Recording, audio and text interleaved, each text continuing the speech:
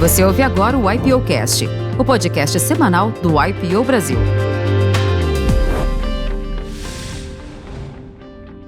Bom, Doni, mais uma vez aqui, nós hoje na presença do Geraldo Azevedo, um cara old school do IPO. Não estou chamando ele de velho, mas ele tem uma trajetória que ele vai ter que contar aqui para nós hoje. Geraldo, um prazer estar contigo aqui hoje no podcast, no IPOcast. A gente tem algo em comum também dentro do IPO, que é o mundo das motos, das viagens. Vai ser um prazer escutar um pouco aqui da sua história de vida e você poder dividir isso com todo mundo que nos escuta.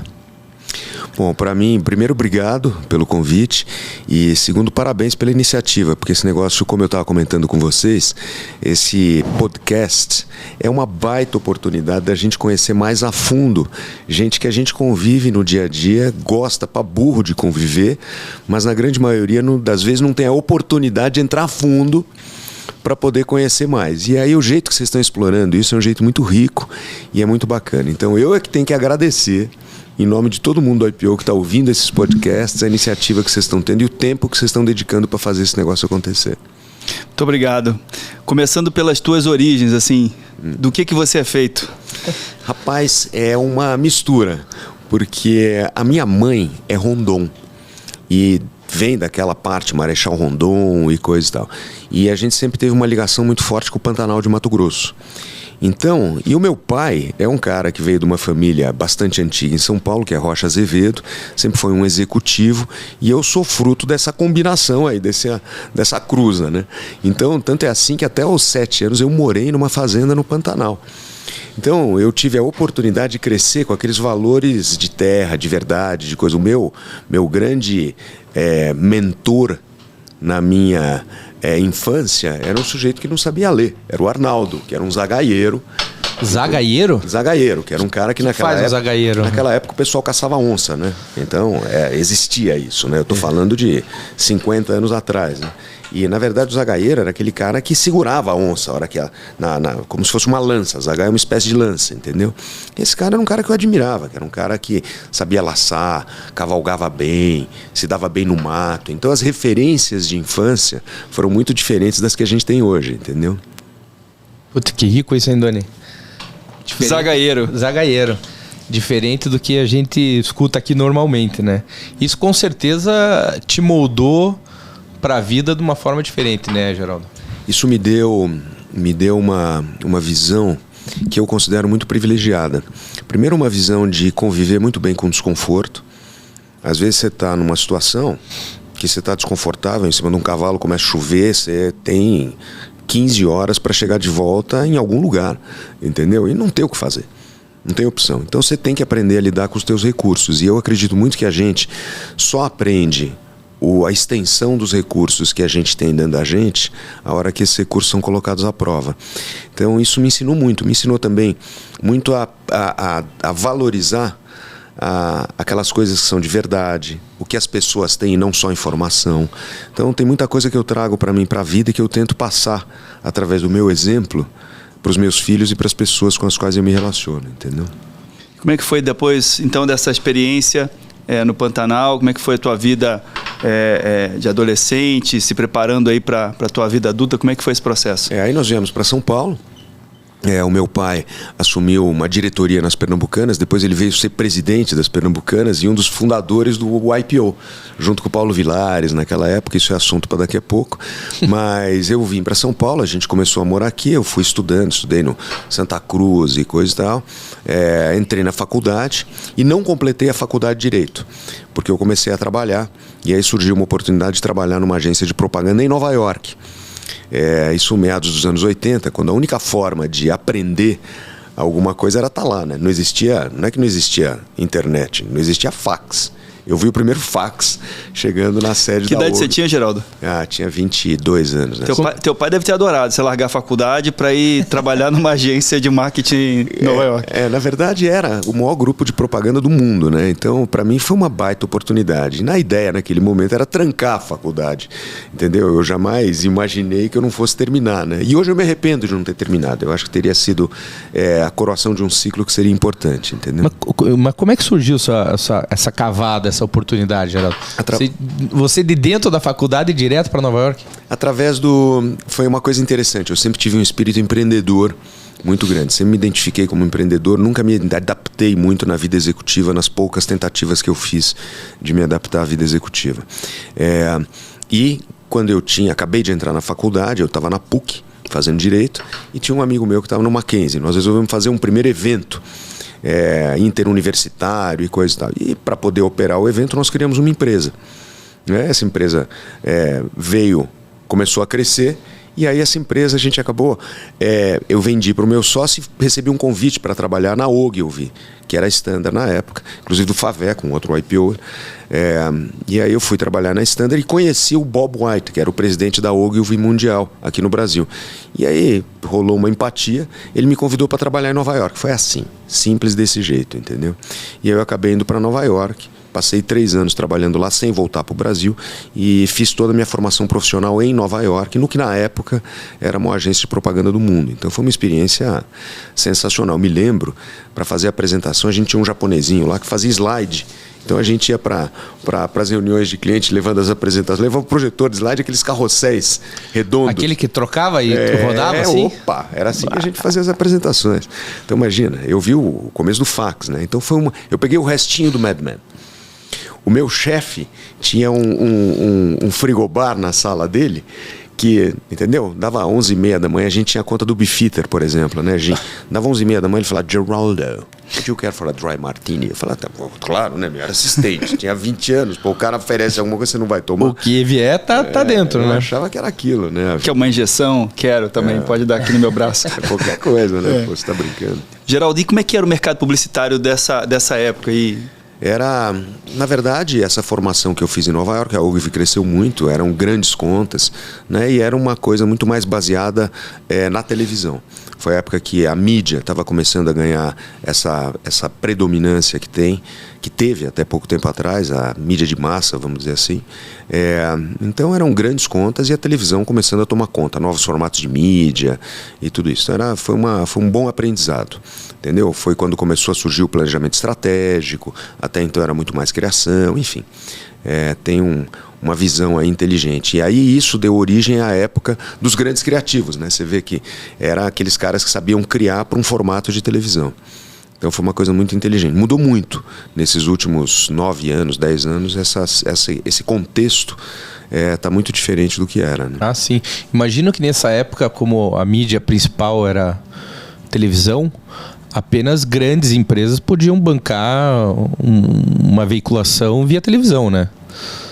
Por isso que existiam muitas outras disciplinas de comunicação, tipo promoções, marketing direto e coisa e tal, para aquelas empresas que não tinham dinheiro suficiente para poder ir para a televisão, entendeu? Isso hoje em dia mudou muito, né? Então... tem algumas referências assim na memória como consumidor, né? De comerciais de TV icônicos, né? O comercial da pipoca na panela, do primeiro sutiã, né? Da Valizer. E de certa forma a propaganda foi tomando um espaço, né, dentro da vida das pessoas, né, no comportamento de consumo de uma maneira tão intensa e muito criativa para aquela ocasião, né? Me lembro também de uma época, eu acho que um pouco mais adiante, né, de associar músicas, né, artistas de música com determinadas marcas, né? Raider, por exemplo, tinha lá a música, se não me engano, do Tim Maia ou Lu Santos, eu não sei bem. Enfim, tinha ali uma jornada dos criativos, estou falando do Brasil, né, óbvio, que me chama muito a atenção, né? Eu acompanho o Washington Oliveto no podcast dele, que é sensacional. Acompanho o Nizam Guanais também, na forma como ele fala, como ele pensa. E de certa forma foi muito influenciado por essa capacidade de ter insights e de conectar coisas, né? Quais eram as tuas referências aí na carreira, assim? O que você enxergava nessa ocasião? Veja bem, como eu estou nesse negócio há muito tempo, eu estou nesse negócio há 40 anos, então essas referências elas vão evoluindo, vão mudando, vão se transformando, né? A gente é sempre essa coisa em evolução, né? Então, eu posso te dizer que a última referência que eu tive foi um ex-sócio meu, que é o John Haggerty. O John Haggerty é o H da BB-8, que até poucos anos atrás, era considerada a agência mais sexy do planeta. O John Hegarty é o único cara que ganhou o Lion of St. Mark em Cannes, que é um leão pelo conjunto da obra. E além de ser um cara fascinante, entendeu? É reconhecidamente um dos maiores criativos que tiveram. E um cara que é uma delícia de conviver, sabe? De uma simplicidade, de uma humildade, ao mesmo tempo de uma sabedoria, e puxa algumas coisas da cartola, assim, insights de vida para clientes e tal, que são coisas impressionantes. Mas ao longo da vida vai evoluindo muito isso, né? Porque a gente vai encontrando... Eu falei do Arnaldo, que foi o meu primeiro mentor, entendeu? E agora estou falando do John Hegarty. Então você vê que as coisas elas vêm se transformando, né, ao longo do tempo. É super rico isso, né? E o mercado consumidor, assim, como é que você foi enxergando ao longo dessa jornada? Porque a gente tem, obviamente, o tempo foi passando e as coisas vão mudando, mas assim, eu quero falar sobre duas grandes mudanças, né? A mudança dos meios, né? Então, assim, o meio de distribuição passou a ser muito diferente ao longo do tempo, e a mudança do perfil do comportamento de quem consome, né? O que você pode dizer sobre isso ao longo do tempo? São duas coisas distintas, né? O negócio dos meios, eu acredito que a gente nunca viveu uma época tão fascinante nesse segmento de comunicação com que a gente está vivendo agora, né? Porque a gente é constantemente surpreendido no assunto comunicação pelo comportamento do consumidor. Entendeu? Então você acredita e você faz uma determinada previsão de tendências, existem uma série de empresas que fazem isso, e aí a hora que você começa a olhar de verdade o que está acontecendo, é mais ou menos aquilo, entendeu? Então hoje existe uma imprevisibilidade muito grande em relação a determinadas coisas. Você vê, tem um determinado meme que aparece que em 24 horas, entendeu? Tá com, sei lá, 100 e poucos milhões de views. Viraliza. É uma loucura. Então é super interessante, é muito estimulante. Hoje na Execution, que é a agência que eu estou, a gente tem 140 pessoas mais ou menos, e se tirar eu da equação, a média de idade lá é 26 anos, entendeu? E é uma molecada comprometida, sangue no olho, entendeu? Faca no dente. Muito antenada, essas novas alternativas aí, né? É uma meninada que já nasceu plugada dentro desse novo ambiente, entendeu? Então é super interessante. Para mim é uma coisa que eu todo dia eu tenho um ar novo de estar pregado nessa juventude aí que está aparecendo, que é muito gostoso, entendeu? E o consumo, os consumidores? Então, a gente tem aí, principalmente no Brasil, a gente tem aí uma tendência, um padrão de consumo que ainda remete muito a 10, 20 anos atrás em algumas regiões e alguns segmentos da sociedade, entendeu? Mas, ao mesmo tempo, hoje a informação é muito acessível a todo mundo. Entendeu? Então, apesar de você ter alguns padrões de comportamento que ainda são muito arraigados, o acesso à informação faz com que você não pode simplificar demais a linguagem, correndo o risco de insultar a pessoa que está do lado de lá, entendeu? Então, o acesso à informação já é livre, todo mundo liga a televisão ou entra na internet e você vê o que você quiser lá, né? Em qualquer faixa etária, entendeu? Não existe nenhum filtro mais. Então, isso para o bem e para o mal, né? A gente entrevistou aqui a CEO da Procter & Gamble. Não, perdão, não foi da Procter & Gamble, nós entrevistamos aqui a CEO da Kimberly-Clark Professional, e ela falou muito sobre que até um determinado momento da comunicação, a decisão ou a percepção sobre o que estava acontecendo com aquela marca era do time de marketing da empresa. Então, o time de marketing, de certa forma, drivava o caminho que aquela marca, ou com aquela percepção que ele gostaria que aquela marca tivesse. E com os meios de comunicação como eles são hoje, a percepção é do consumidor e é na hora e é imediato. Então, assim, qualquer posicionamento de uma companhia, para o bem ou para o mal, imediatamente é refletido na opinião do consumidor, e o time de marketing não é a única... não são as únicas pessoas que controlam isso, né? Então, é muito mais efêmero, muito mais rápido e não depende especificamente do drive da companhia, depende do drive da sociedade, né? Isso que eu quis dizer quando eu falei que a gente está constantemente sendo surpreendido, entendeu? Você pode ter um excelente planejamento, baseado em tendências, pesquisas de consumidor e coisa e tal, e a hora que você vai para a rua é que você vai ver o que efetivamente vai acontecer.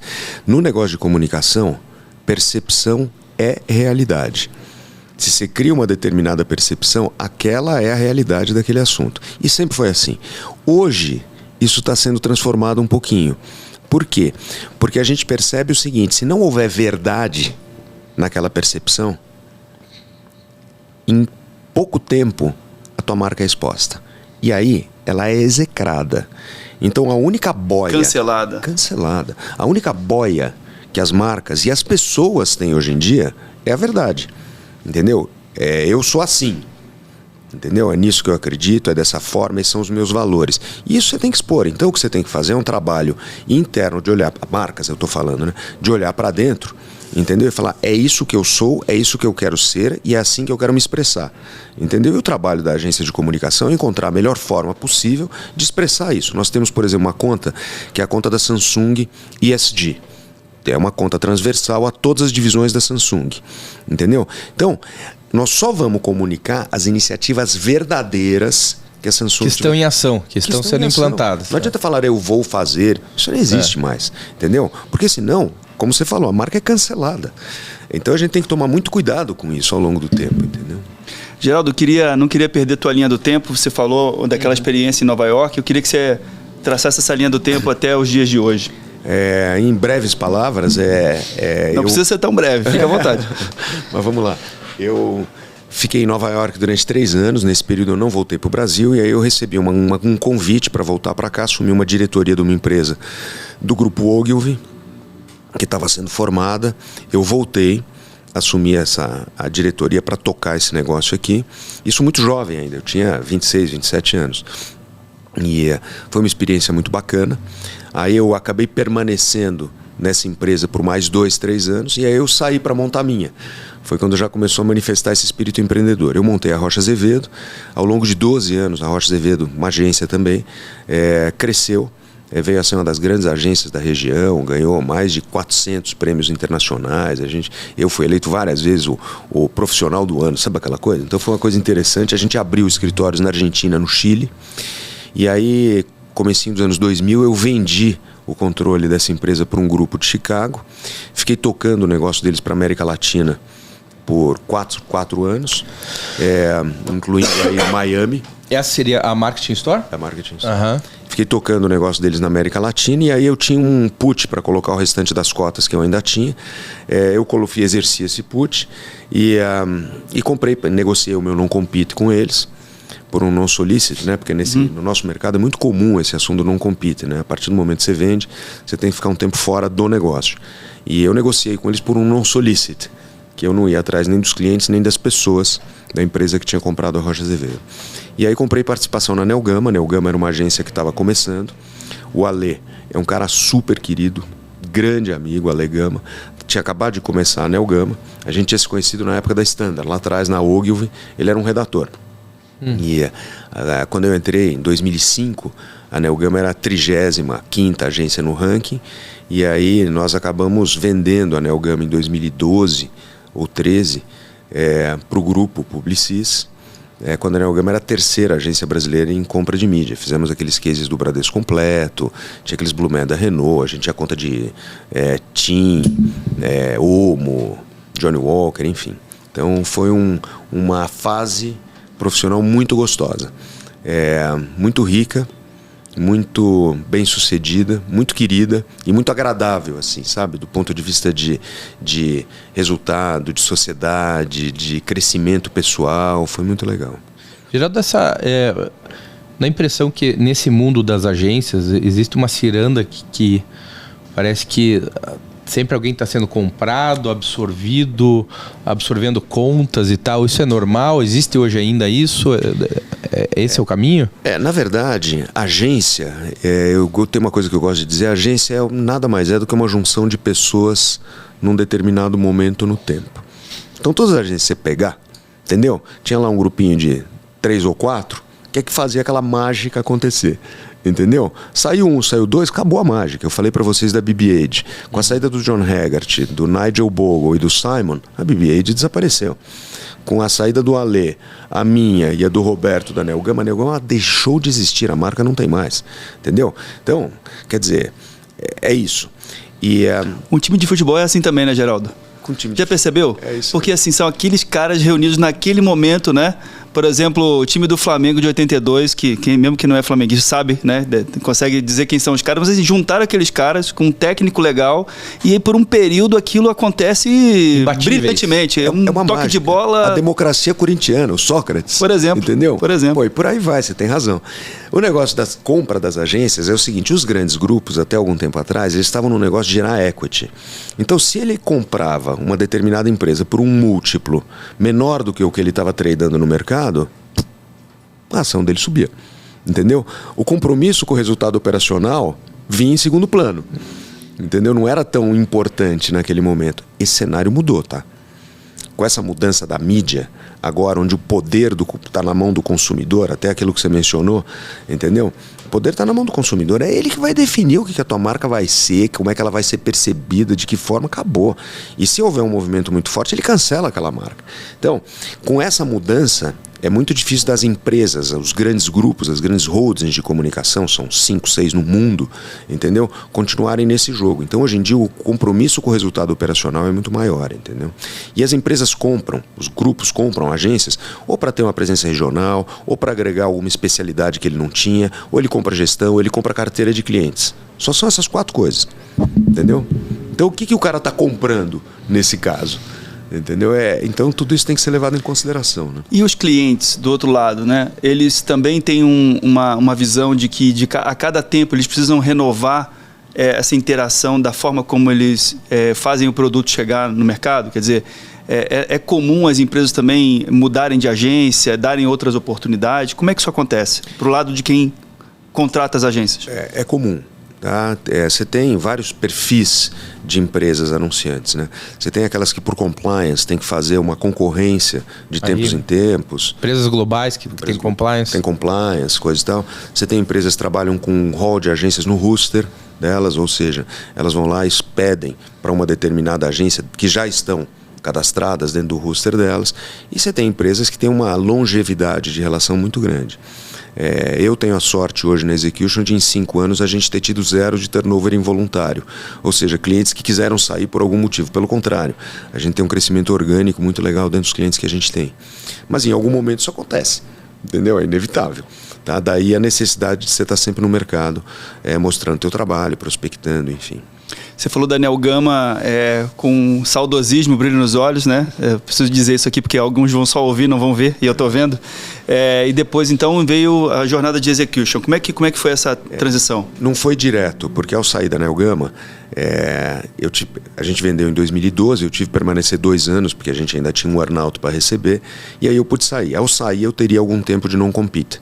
Sim. E ao longo desse tempo de não compete, eu fui convidado pelo Fernando Altério para tocar a Time for Fun, que foi uma experiência super legal. Então nós tivemos um contrato de 2 anos, data para entrar e data para terminar, e a Time for Fun na época era, não sei se ainda é... Acho que é uma das maiores, né? A maior empresa do segmento dela. De entretenimento ao vivo da América do Sul. Shows, artistas... Lollapalooza, Rolling Stones, Pearl Jam, tinha toda a plataforma de automobilismo, Stock Car e coisa e tal, os musicais.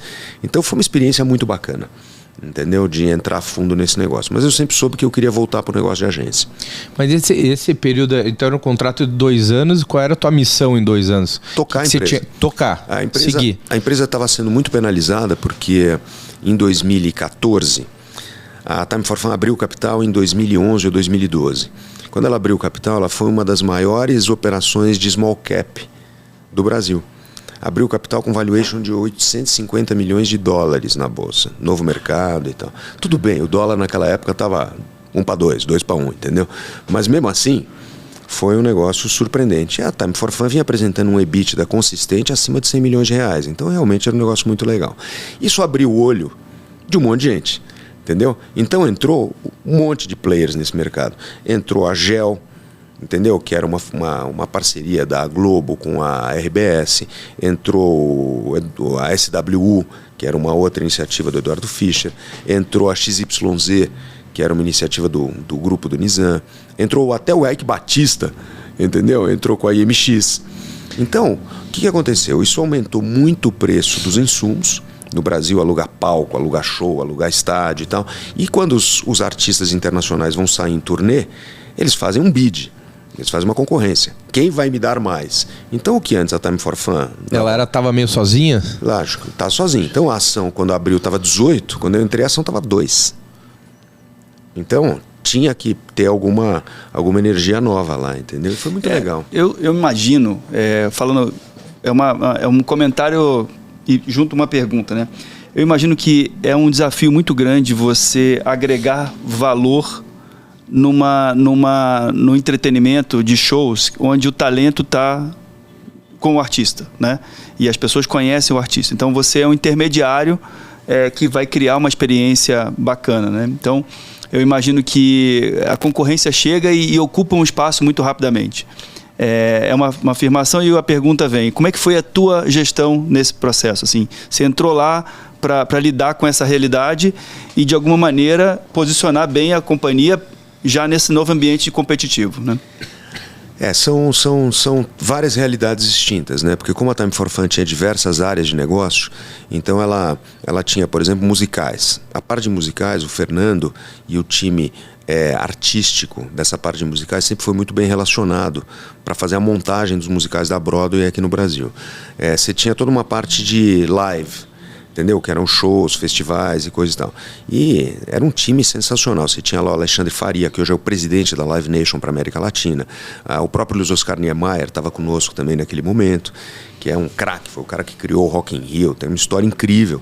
Inclusive, a respeito de livros, a biografia dele é um negócio fascinante. Como é que é o nome da biografia? Do Luiz Oscar Niemeyer. O livro, se eu não me engano, é alguma coisa como rock. Eu vou passar para você depois, aqui, eu não lembro do título. Eu depois coloco aqui para todo mundo que está nos ouvindo também, o pessoal se interessa. Eu adoro biografias, né? Você sabe que eu recebo muitas mensagens no WhatsApp de livros que são comentados aqui e a pessoa me compra o livro e me manda a foto do livro.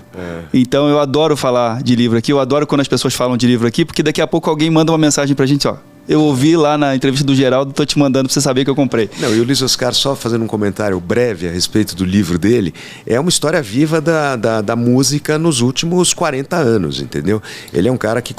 Memórias do Rock, pode Memórias ser? do Rock. Memórias do Rock. Memórias do Rock. Ele é um cara que criou o Rock in Rio, conheceu todo mundo. Então ele passa a mão no telefone e liga pro Paul McCartney, porra, entendeu? Sabe? Ou pro Elton John. Esse ali é o padrão do... Então, meio Nelson Motta, assim. Tá em tudo, em todos os tempos, em todos os tipos de música. E além do que é um cara sensacional. Mas enfim. Então, a Time for Fun naquele momento tinha uma equipe muito legal. Entendeu? Então, o que eu pude agregar? Então você tem, primeiro, todo um trabalho de trazer, convencer, falar e tal, tem a experiência instalada lá dentro e tem toda uma parte financeira, né? Porque é um risco muito grande. Quando você traz um show, por exemplo, sei lá, Pearl Jam, são 7 shows pelo Brasil, Rolling Stone, 5, entendeu? Você se compromete com o artista com um mínimo garantido, um percentual sobre patrocínio, mais um mínimo garantido, um percentual da bilheteria. Então, na verdade, você assume um compromisso muito pesado. Se esse show não vende ou não performa do jeito que você imaginou, pesado. É uma paulada importante, entendeu? Então, esse aprendizado foi muito legal. E também toda a parte online, de vendas e coisa e tal, que é muito bacana, né? Quer dizer, é uma operação complexa. Agora, sendo uma empresa de capital aberto, que abriu capital a 18 e estava a 2, você, como CEO da companhia, tinha um papel institucional importante também, né? Olhando para como é que posicionava a companhia naquele momento.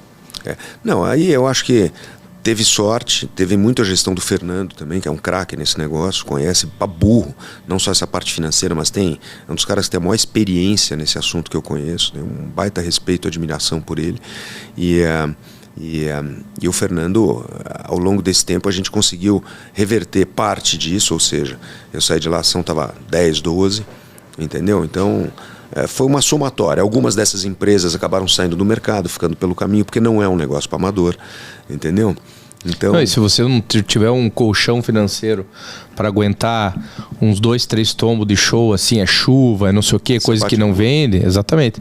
Imagino que com a abertura de capital entraram recursos substanciais, assim, né, para dentro da T4F, que pôde dar esse colchão uma segurança a mais, né, Geraldo? Esse era um dos grandes diferenciais da empresa. A empresa tinha caixa, entendeu? E o Fernando é um cara muito inteligente na gestão financeira do negócio também. Ô Gu, você viveu um pouco esse ambiente de shows, né? Sim, vivi. Eu vivi, depois te conto, Geraldo, mas eu vivi um pouco disso... Não, estamos no podcast, fala agora. No mundo dos rodeios, né? Eu participei de uma sociedade que nós unificamos muitos dos rodeios no Brasil, cerca de 100 e poucos, dentro do guarda-chuva da Ambev. E com isso vem os shows, enfim, o rodeio é um grande circo, né? Que você tem desde o estacionamento até a área comercial, de tudo que se comercializa dentro do evento e shows incluído, né? Então eu vivi essa dor de barriga de ter que tentar forçar uma venda antecipada de ingressos para pagar cachê de artista, né? Muitos artistas de fora do Brasil, então em dólar. Todo um estresse a mais aí, que se você não tiver caixa, em 2, 3 eventos você tá quebrado, né? Isso aí. Eu não sabia desse teu lado. Que legal, cara. Depois a gente precisa conversar. Além das motos, é uma conexão além das motos aí. Tá vendo? Agora a gente precisa fazer o podcast com vocês, cara. Vocês precisam contar a história. Será um prazer. Eu faço questão de ser o entrevistador aqui quando vocês forem fazer. Será um prazer. Mas ó, eu quero bastidores da Time for Fun com artistas, quero coisas que não são ditas. Manda aí, Geraldo. Pearl Jam, por exemplo. O meu primeiro CD na vida foi Pearl Jam 10, aquele CD. É o único CD, na época dos CDs, né, que eu vi o CD inteiro e adorava ele do primeiro à 11ª música. Todas maravilhosas. Eu agora não vou lembrar de todas, mas eu lembraria de 8 das 11. Né? Então eu vou te falar uma coisa. Um dos caras mais bacanas que eu tive a oportunidade de conhecer nesse período foi o Ed Vedder. Lógico. Entendeu? Nossa, que voz, né? Pô, não é que voz. O cara... Ele foi também Stone Temple Pilots, né? Que também era uma outra banda que ele era vocal, mas era um vocal... Chega a arrepiar, gente. Não, eu me lembro, o show que a gente fez no Morumbi, tinha 72 mil pessoas no Morumbi, no show do Pearl Jam, e aí deu uma puta ventania, entendeu? Como quase caiu... Aquelas coisas que acontecem de vez em quando, né? E aí a gente teve um problema elétrico. E o Ed Vedder toca o Pearl Jam inteiro. Existe um programa de computador que quando um dos músicos não performa como deveria, o programa entra. E dá uma compensada? E dá uma compensada. O Ed Vedder é 0. O Pearl Jam é 0. Ou seja, o que você está ouvindo é exatamente o que eles estão fazendo no palco. A grande maioria usa isso em maior ou menor grau. Tem bandas que usam 90% do programa. Só para dar um parecer para você. Então isso já é uma informação. E o cachê é igual, né? O cachê é igual. Dá para apertar só o play. Né? Você fala assim, ó, se você usar 50% do programa, eu te dou 50% do cachê. Na verdade, o cachê depende da capacidade do cara de vender ingresso, né? Você sabe bem disso. Sim. Quer dizer, você fazia rodeio, você leva o Jorge Mateus, acabou. Quantos shows você fizer do Jorge Mateus, vai vender, né? Mas... E o Ed Vedder usa 0, né? E aí, cara, a gente teve um problema lá. Ele ficou segurando o show durante uns 20 minutos na raça, entendeu? E contando e cantando. Então ele é um cara sensacional. Eu vi um show acústico dele que a gente fez no Citibank Hall, que ele toma 2 garrafas de vinho ao longo do show, e só ele. Um violão e ele tocando aquelas músicas daquele filme do Into the Wild. Into the Wild. Nossa, você me mandou essa playlist. Que é aquela trilha sonora, que é um negócio de maluco, que é aquela história do como chama o carinha do Into the Wild? O nome dele eu não vou lembrar. Alexander Supertramp. Supertramp. Que ele se autodenomina. Que é uma história maluca, né? Então, enfim. Então, ó, mais um registro aqui. Fala aí, Gu, sobre a playlist do Into the Wild. Into the Wild. Into the Wild, que é a playlist do Ed Vedder, que você me mandou. Tá registrado aqui no podcast. Não, e esse é outro livro, tá? O Into the Wild. Quem não teve oportunidade de ler, é um livro que vale a pena ler. Sim. Tem o filme também, né? Tem. Eu tive a oportunidade de chegar no Alasca de moto, Geraldo, né? Falando um pouco de moto aqui. E, você andar naquelas estradas do Alasca, saindo de casa, né? E escutar um Ed Vedder no capacete, não tem coisa, não vai muito mais do que isso, né? É Supertramp, né? A barra não sobe mais, não né? Não dá, cara, não dá. Que legal. Mas, Geraldo, vamos falar um pouco do YPO, né? Porque, enfim, estamos aqui entre membros, né? E também um prazer ter esse canal aberto para o mundo, para o globo, né? A gente dividir um pouco das experiências do YPO, que a gente tem aqui. Hoje somos em pouco mais de 1.000 membros no Brasil, 32 no mundo, 32 mil membros. E a gente sabe que você faz parte disso há muito tempo já. Eu e o Duane estamos no YPO há mais ou menos 5 anos, Du? 5 anos. Como é que você entrou? Teu pai começou, você mencionou aqui no comecinho. Putz, que privilégio de ter um pai, ser filho de um YPO e estar no YPO, né? Como é que começou a tua vida? Dentro de casa, você já escutava falar do YPO? Os valores do YPO entraram na mesa de almoço da sua família? Como é que foi, Geraldo? O YPO participou da minha vida desde que eu era moleque, né? Porque o meu pai veio para São Paulo, ele era diretor jurídico das Pernambucanas, depois ele se tornou o presidente, diretor-geral das Pernambucanas, que na época era o maior varejo do Brasil, né? E aí ele foi convidado pelo Paulo Vilares e mais um grupo pequeno para montar o YPO no Brasil. Que ano isso, mais ou menos? Deve ter sido 1976, alguma coisa assim, entendeu?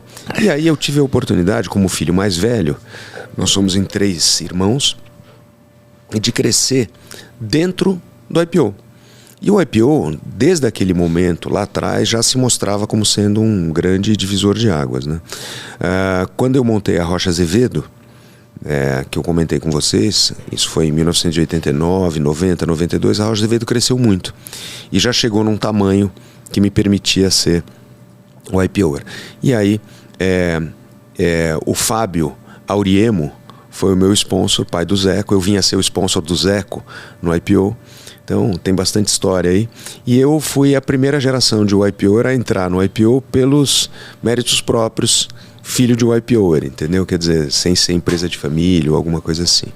Eu entrei em 96 eu entrei no YPO, portanto faz... Eu não sei nem fazer conta mais, pô. Vai dar 26 anos. Né? 26 anos, 26 anos de YPO. E ao longo desse período, eu posso dizer que eu tive experiências assim, imagina. Você está dentro de uma organização para a qual você se dedica, tanto quanto eu me dedico para o YPO. Você imagina o que tem de história para contar, né? Tem desde eu fui chair do capítulo São Paulo 2 vezes, eu fui o chair que fez a divisão entre o São Paulo e o Paulista lá atrás, eu era o chair, participei da criação do Gold, vim a ser também o chair, depois de ter sido Education e coisa e tal, do Gold. Fui o chair daquele evento do IPO da GV em 2019, que foi o penúltimo presencial antes da pandemia que teve agora. Então tem uma história muito comprida e tem várias experiências que eu tive com o IPO. Algumas delas que eu gosto de mencionar, vou mencionar 3. Eu tenho 3 filhos, né?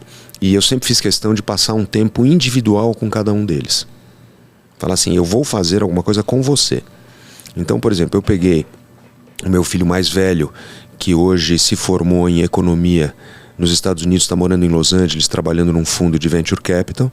O Rafael, quando eu tinha 11 anos, eu falei, Rafa, ele gostava muito de militar, essas coisas todas. E a gente foi participar de um evento que era o Navy SEALs Pup Challenge, com a IPO, em San Diego, lá em Coronado Bay. Inesquecível. Eu tive a oportunidade de passar 6 dias com o Rafael, fazendo rapel, com os SEALs, entendeu? Entrando, um negócio sensacional. Com o Henrique, meu filho do meio, por exemplo, ele adora cachorro. Então nós fizemos um Canada Winter Adventure. Nós fomos lá para Quebec em fevereiro. Frio para burro? Frio para burro. Aprendemos a dirigir o nosso próprio cachorro lá, entendeu? No treinou? Sled? Sled. E fomos dormir no hotel de gelo. Então, sabe, uma experiência assim que é muito legal. Isso criou com a Ana, minha filha, a gente fez um programa de vela no Caribe, que ela gostava muito e coisa. Sempre programas do YPO. Entendeu? Sempre monitorado e tal, com essa mentoria para poder facilitar a conversa entre pai e filho. E isso, hoje em dia, eu tenho uma relação excepcional, muito profunda e muito íntima com cada um, e muito verdadeira. E essas iniciativas que o IPO proporcionou acabaram, eu digo que assim, boa parte do fundamento dessa relação hoje muito próxima, muito querida que eu tenho com cada um dos meus 3 filhos individualmente, entendeu? É fruto disso. Desses valores, dessas origens, de tudo isso. Tanto é assim que o meu filho mais velho agora é o Education, ele é o chair do capítulo Los Angeles do ING. Olha que legal. Puxa, que moral, hein? Olha que legal. Bacana. Que legal, que legal. E brasileiro, né? Quer dizer, ticano, na verdade, né? Não é nem brasileiro, pô. Imagina. E de certa forma essa questão cultural vai passando, né? Você falou sobre esse tempo individual com filhos, né? Eu me lembro que o meu fórum, eu era do fórum do Gustavo, assim que eu entrei no IPO, nós entramos juntos. E foi um insight do meu fórum para mim, em relação ao meu filho, para que a gente pudesse viajar juntos, só eu e ele. E eu ia fazer um curso na Califórnia, ia visitar empresas de tecnologia, o Google, Facebook, etc. E aí eu levei ele comigo nessa viagem. E foi um momento de conexão muito profundo, né? Um momento de vida dele para falar um pouco sobre futuro, o que ele queria fazer, etc. E foi o meu fórum que me deu esse insight, e a gente viveu essa experiência juntos e já tem alguns anos, e a gente fala sobre isso até hoje, né? De todo momento, desde a ida para lá, o bate-papo, as visitas e tudo mais, né? Meu filho passou por uma situação onde ele saiu para andar sozinho, ele deu um problema no chip do celular dele e ele saiu para andar sozinho, e ele perdeu a internet e ficou longe de casa. Eu estava na hora do curso, então ele se virou, né, e tal. E ele teve que ligar para a operadora e falar com a operadora, não, mas eu não posso te dar mais internet. Não, mas você vai ter que me dar a internet. E aí ela deu a internet para ele se virou. E ele encontrou um desses monges que ficam com a túnica assim, né? Cruzou com ele, andou para ele, pegou a mão dele, botou uma pulseira na mão dele, assim, né? Meio que fez uma bênção para ele, né? E ele lembra disso como uma coisa assim marcante na vida dele. Ele falou, cara, aquilo ali foi um momento da minha vida, né? Então, de novo, é o IPO, né? Então, não sei o quanto foi a influência do IPO, não só nos eventos, mas nas pessoas, de criar esses elos, né? E eu tive uma felicidade também dentro do IPO, porque logo de cara eu fui abençoado com um fórum que permanece até hoje, entendeu? Que é talvez o fórum mais antigo do IPO. E eu sou o caçula no meu fórum. Então eu bebi da fonte da sabedoria de gente muito querida, entendeu? Então isso acabou sendo, para mim, uma coisa muito bacana, porque levou muito a barra do autoconhecimento, da percepção, dessa liberdade, desse ambiente seguro, mas ao mesmo tempo exigente, que te coloca para cima, te dá segurança, mas não te deixa acomodar de forma alguma. Então isso te desafia, mas está contigo, né? Te desafia, mas está contigo, é isso. Essa é a melhor definição. Então eu também fui abençoado, porque eu sempre fui o mais jovem das minhas turmas, entendeu? E eu tive a sabedoria de absorver, à medida que eu podia, esses valores todos, esse conhecimento, enfim. Duane, acho que a gente sempre comenta aqui, as pessoas falam, olha, para mim a minha vida é antes do IPO e depois, né? O Geraldo já nasceu o IPO, cara. Pô, diferente, né? E bonito de ver e você trazer isso do teu fórum também, porque realmente o fórum é um local de aprendizado mútuo impressionante, né? E com a humildade todo mundo consegue absorver o máximo dos outros de uma forma muito bacana, né? Geraldo, e as viagens, hein? Os teus hobbies, eu sei também que você também gosta de artes marciais. Tivemos aqui o João Cox, que também, o Ventura também. Tem vários aqui que Black Belt.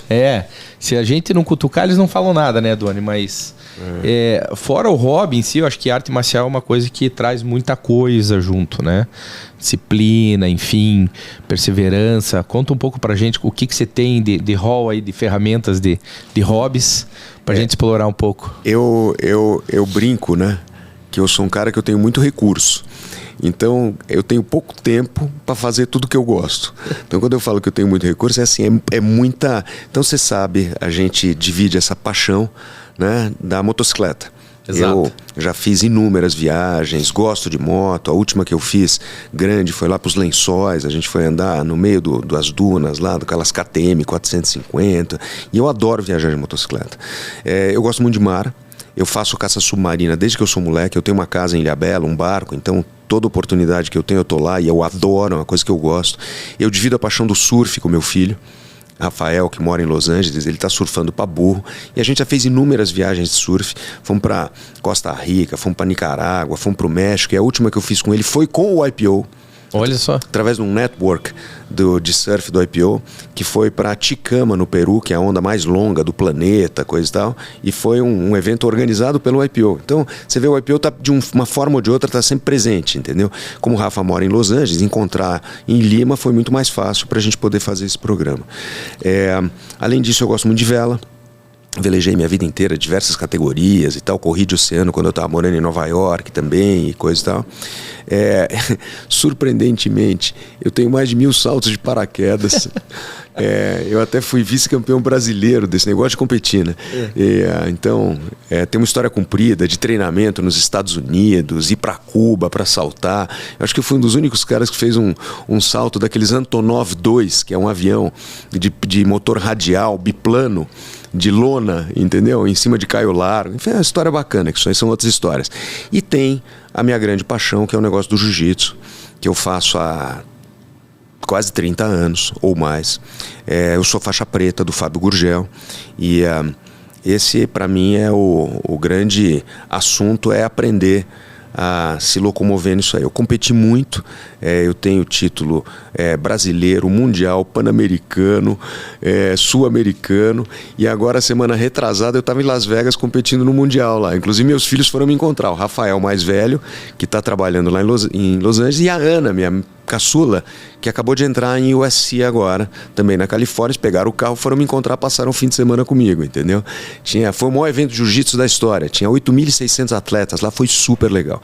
E eu competi na categoria faixa preta, peso médio, que é até 82, de kimono, entendeu? Por que de kimono? Tem sem kimono? Tem campeonato sem kimono. Agora vai ter o sul-americano sem kimono, eu vou participar. Ô, Gustavo, é uma mistura de Chuck Norris com MacGyver. Não, mas tudo isso são coisas que Charles a gente... Bronson, traz tudo aqui. Cara, a gente não conta. Casca grossa. Essas coisas a gente não conta, né? A gente fica quietinho, coisa tá. Não, imagina 1000 saltos de paraquedas. Você falou tanta coisa em um espaço tão curto de tempo que eu tô tentando aqui... Não é tão curto, eu tenho 59 anos. Não, mas é curto. Imagina, são coisas na vida que as pessoas escolhem uma para fazer. Você escolheu algumas, né? Então você, atleta do jiu-jitsu e te acompanhou, né? Agora, como é que essa caixinha de ferramenta que você tem, né? Como é que isso te ajuda na vida de pai, na vida de profissional? Como é que são essas trocas aí? Essa é sensacional a pergunta, porque eu vou te falar. Isso, para mim, qualquer situação que eu tenho difícil na minha vida, a primeira coisa que eu faço é respirar. Entendeu? Sabe? Para poder recuperar a presença, aquele momento que você está e tal, para daí você tomar uma decisão. Às vezes, sob situações de pressão, a decisão que você toma não é a decisão mais correta. Às vezes o teu instinto nem é o mais correto. Então essa parte de parar para respirar e avaliar é uma coisa que é super importante. Eu tento trazer para a minha vida empresarial muito dessa coisa do exemplo, da tranquilidade, de poder passar e tal. Então, e cada vez, quanto mais coisas você faz, mais recursos você vai tendo. Quando eu falo que tem muito recurso, a caixinha de ferramenta acaba ficando maior, né? E você acaba tendo muito mais prazer nas coisas, entendeu? Então, cada oportunidade que eu tenho de estar fazendo um desses esportes ou alguma coisa assim, é uma coisa que me dá um enorme... Estar aqui com vocês é um privilégio, poxa. Para nós, igual. Muito bom, Geraldo. Uma maravilha. E então, essa coisa de ser uma pessoa ativa, de estar se desafiando, parece, assim, tem um pouco dessa percepção aqui conversando com você, né? As pessoas que têm esse desprendimento, né, para se lançar em coisas diferentes são pessoas que gostam de se desafiar, né? Então estão sempre pensando nessa questão. Isso faz parte da tua vida? Sim, e com responsabilidade, tá? Então, assim, uma coisa é o desafio irresponsável, ou leviano, alguma coisa assim. A outra é o desafio consciente, confortável, dentro daquele ambiente que você está confortável. Vamos lá, eu tenho 59 anos, não dá mais para ficar, entendeu? Barbarizando por aí, né? Mas o último desafio, só para mencionar isso para você, né? Olha que coisa interessante. Todo ano eu tento fazer alguma coisa para aprender.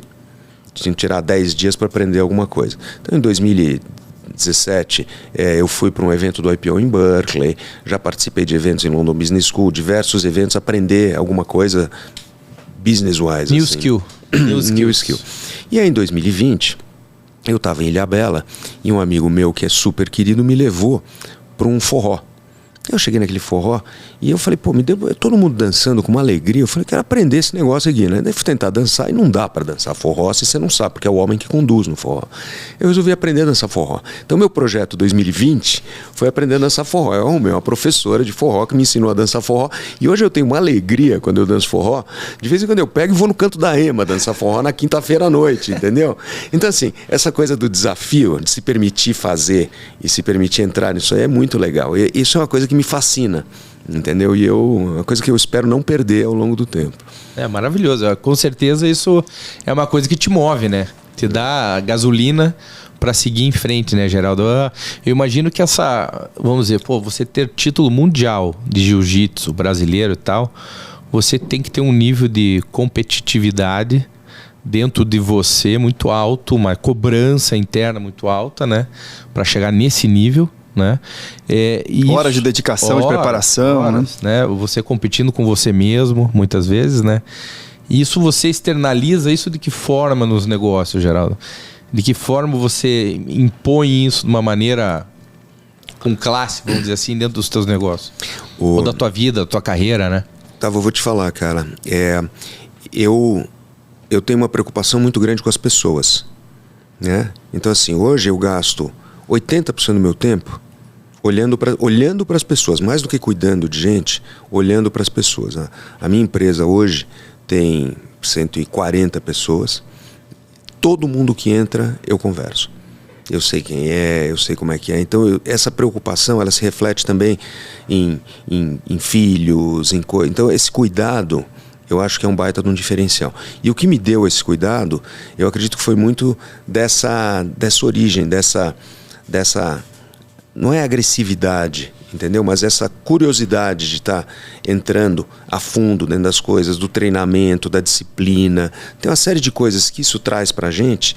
E hoje é essa coisa da preparação, sabe? Você tá bem preparado para poder estar desenvolvendo isso, não só do ponto de vista de competição ou alguma coisa assim, porque tem que ter, principalmente nesse mercado que a gente tá, que eu tô, né?